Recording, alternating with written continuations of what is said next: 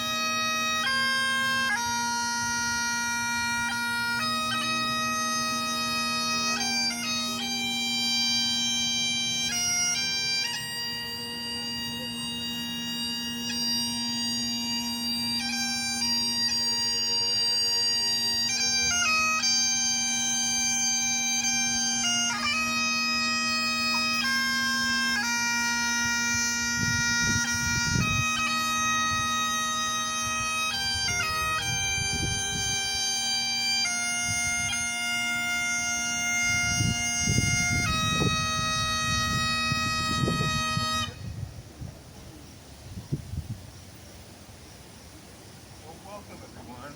Thank you guys for coming. We're here to remember the life of Robert Irving Lutz, also known as Bob or Bobby, Dad, Opa, Grandpa. So as you probably all know, he passed away in April of 2000.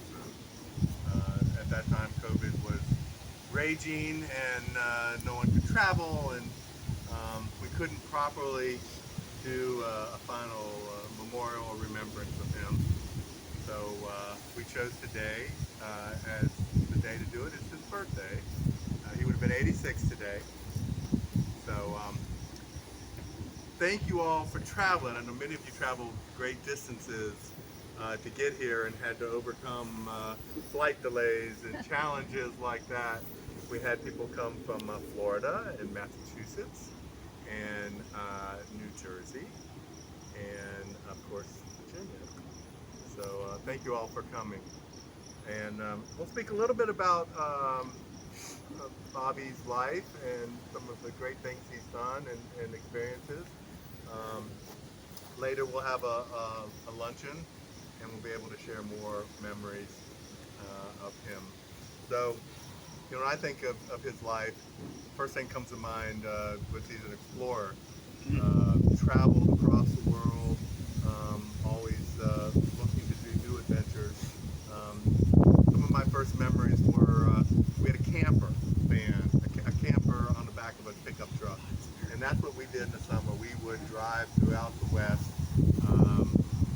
and just go see sights.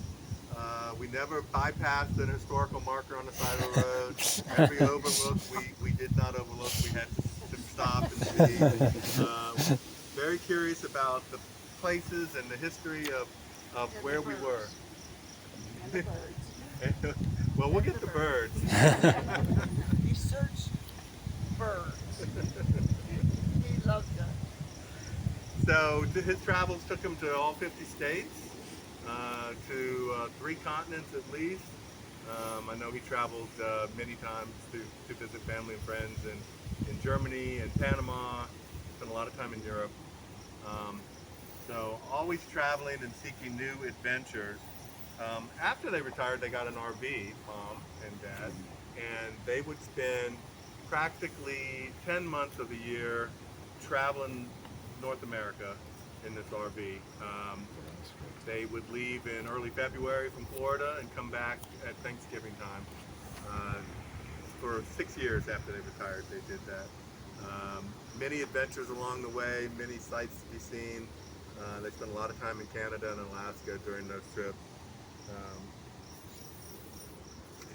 Bob was a great outdoorsman. Come on in. Liz was telling her she could park there. He loved fishing, and he was a marksman with a rifle. Many of you probably might have seen the picture of him holding this 42-pound king salmon that he caught off a lake, the Keatna River, and he's got the biggest grin on his face holding this great fish that he caught. So, as a scout, he was a great marksman, and he earned the name Eagle Eye Lutz because he was a great sharpshooter, and he enjoyed that. As my mom mentioned, he was a birder. He really enjoyed nature, and one of the great things about traveling across the world and stuff is you see different birds, and he was a big birder. Always had binoculars and a bird book with him, and he kept his bird list.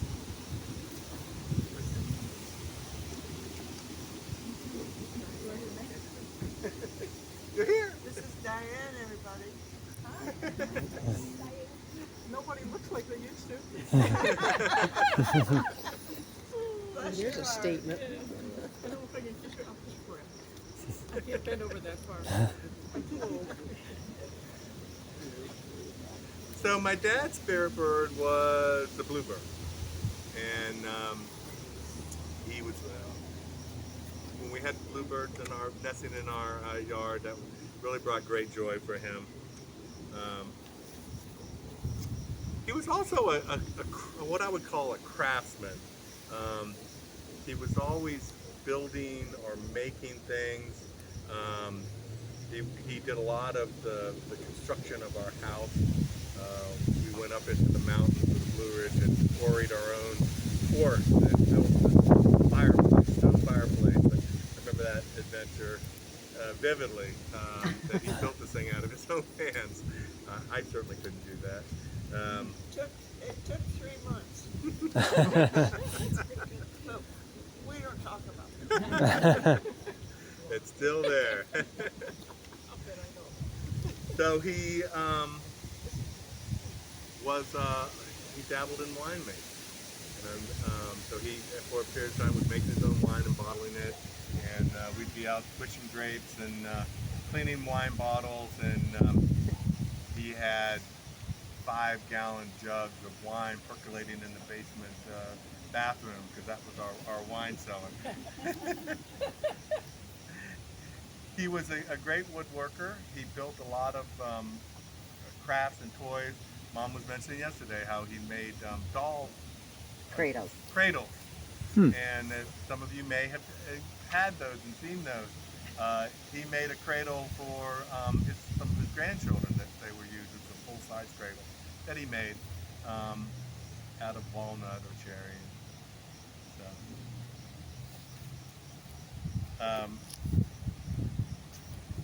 he also enjoyed photography. You know, as that. I put that in the craftsman section because that, to me, is kind of the artist side of things. As he's traveling the world, he would be taking photos of this and that, and then of course, upon return, we would have the slideshows, travel logs. So he would share what he's seen and where they've done and all their adventures. And of course, there would be the picture of a tree over here. And he said, "Do you see that speck? That's a bird. I've been looking for that bird. There he is, right there." Where? It's all. It's It's right None there. of us, the kids and I, we never saw the bird. We did.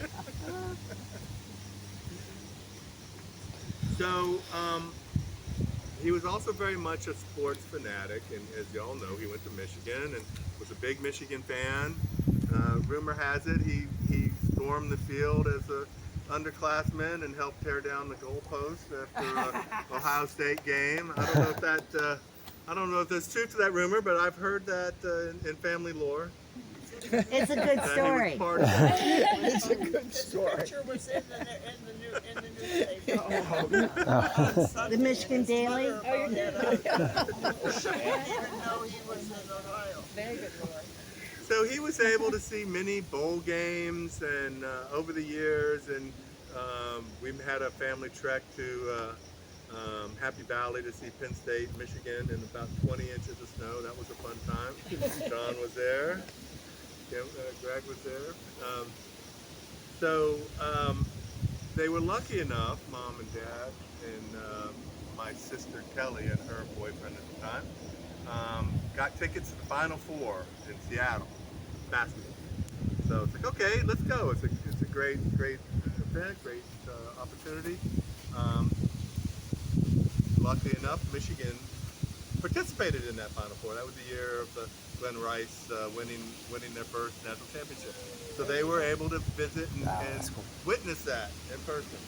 They're only, to this date, they're only winning the Final Four. Wow. And they were there. We were there. It was great.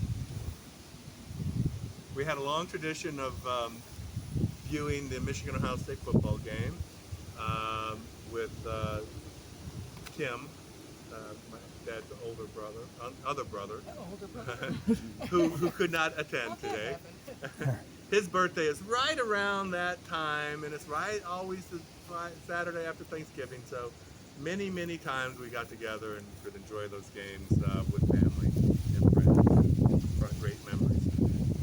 My dad was a big Dodgers fan, and we lived out in California and Nevada, and I remember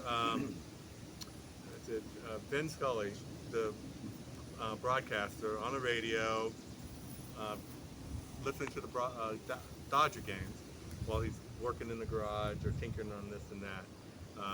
Family lore has it that the year I was born, it was October, and the Dodgers were in the World Series, and my dad insisted that I be called Sandy Koufax Lutz.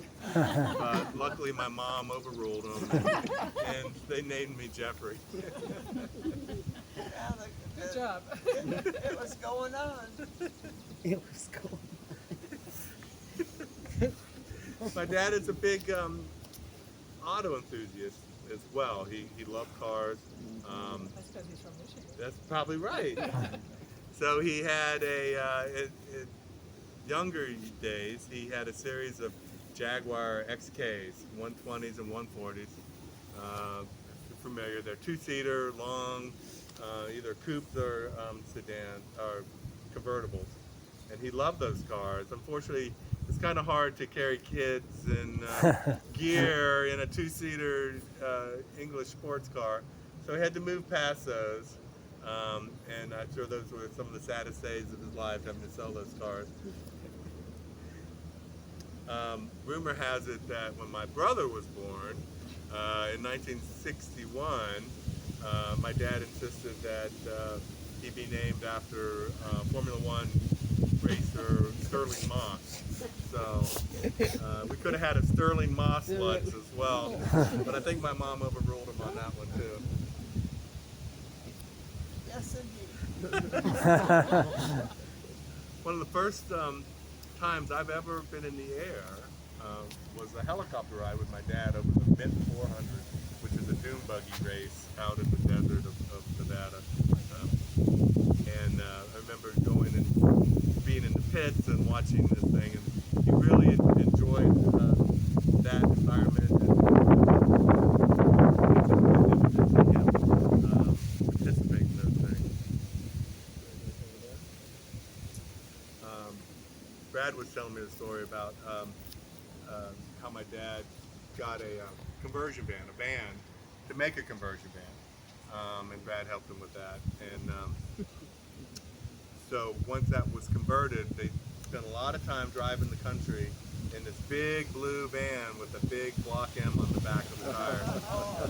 Brad, I think there's some pictures of that in some of the books we'll see later. Hopefully He didn't help see him that. with the big M on the back. You didn't hear that? No, it was an S. Oh, right. Yeah, state. Yeah. That's okay. We don't judge here.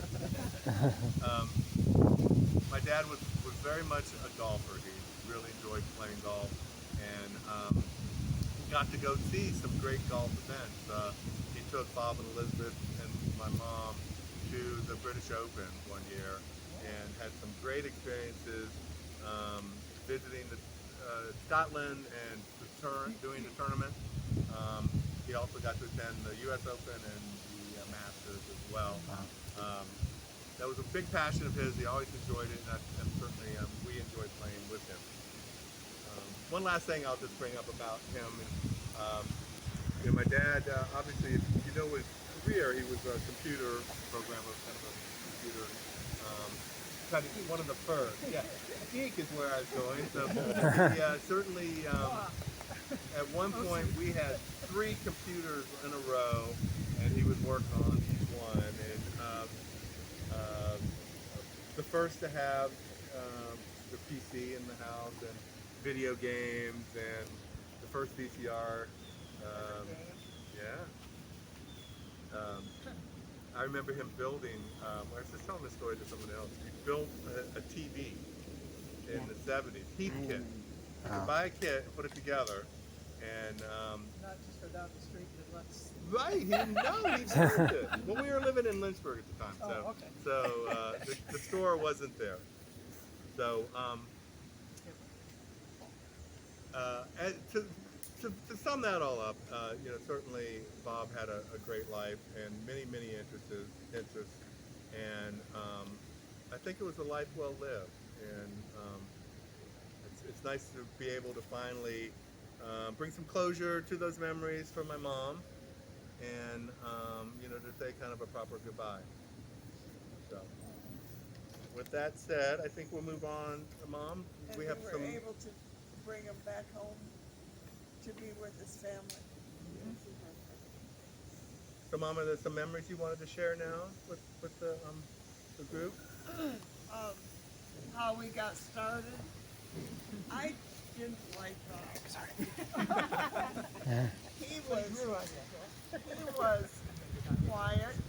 I gotta get that shade Never too. talked, and you see him, and you say hello, and he would never answer back. And he wore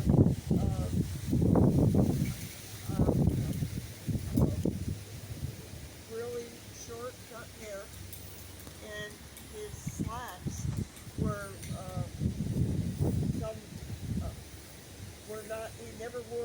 he never ever in 62 and a half years that I lived with him, did he wear blue jeans. I wore them, he did not. He would not do it. And in high school, he wore dress slacks with a cuff like that. And I thought, well, who does he think he is? It was like he was stuck up because he wouldn't talk and so forth. After I got to know him, the reason he doesn't talk is because he's thinking.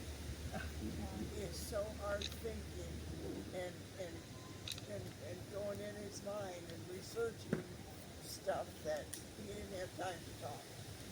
So very rarely did we talk at home.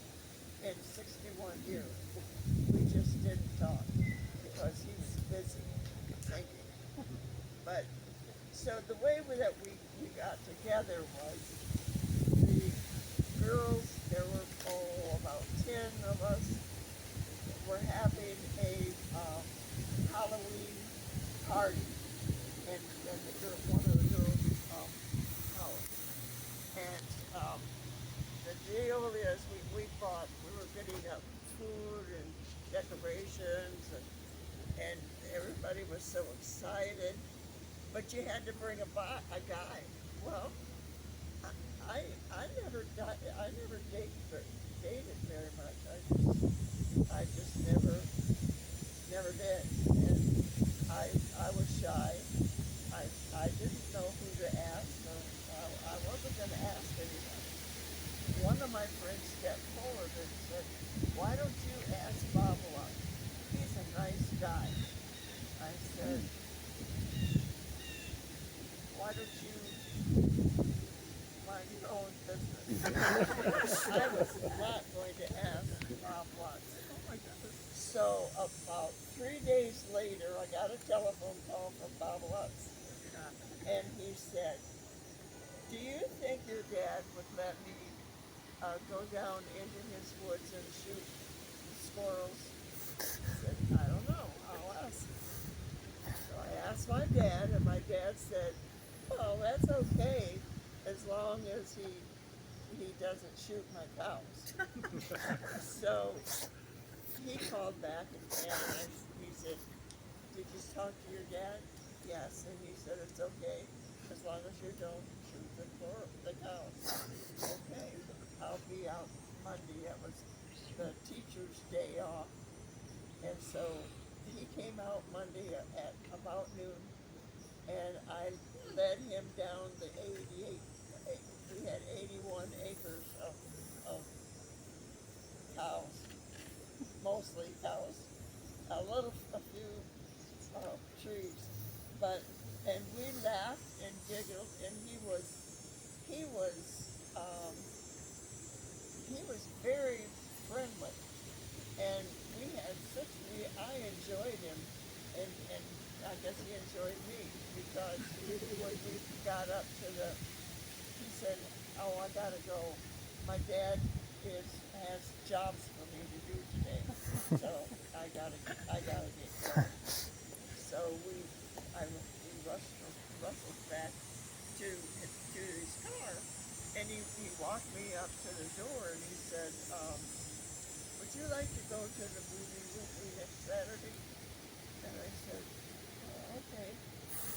We had a good time all night long. I was looking forward to spending another time with him. So 5 times, 5 dates, and he never kissed me. This man is for me.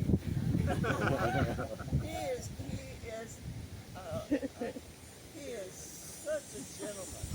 So now, when my mother said, "I don't see what you see in that guy. His pants are droopy, and he doesn't talk," and so forth and so on. And now I can say, "But he's a gentleman," and he was. And he was all of us in his life. He was a gentleman. That's how we got it. Good story. Well, we're ready to have. We're gonna have a scripture reading from Kate. All right, so this is from the book of Ecclesiastes, chapter 3, verses 1 through 8. To everything there is a season, and a time to every purpose under heaven. A time to be born, a time to die. A time to plant, and a time to pluck up which has been planted. A time to kill, and a time to heal. A time to break down, and a time to build up. A time to weep, and a time to laugh.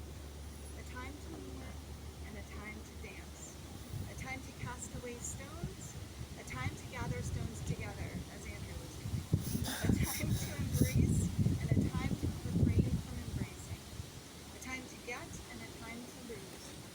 A time to keep, and a time to cast away. A time to rend, and a time to sow. A time to keep silence, and a time to speak. A time to love, and a time to hate. A time of war, and a time for peace. The time for peace. That's where it's at.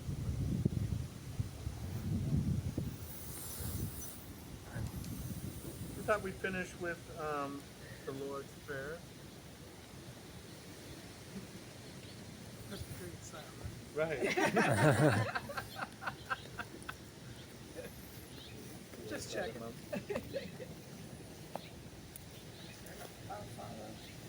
Who art in heaven, Hallowed be thy name.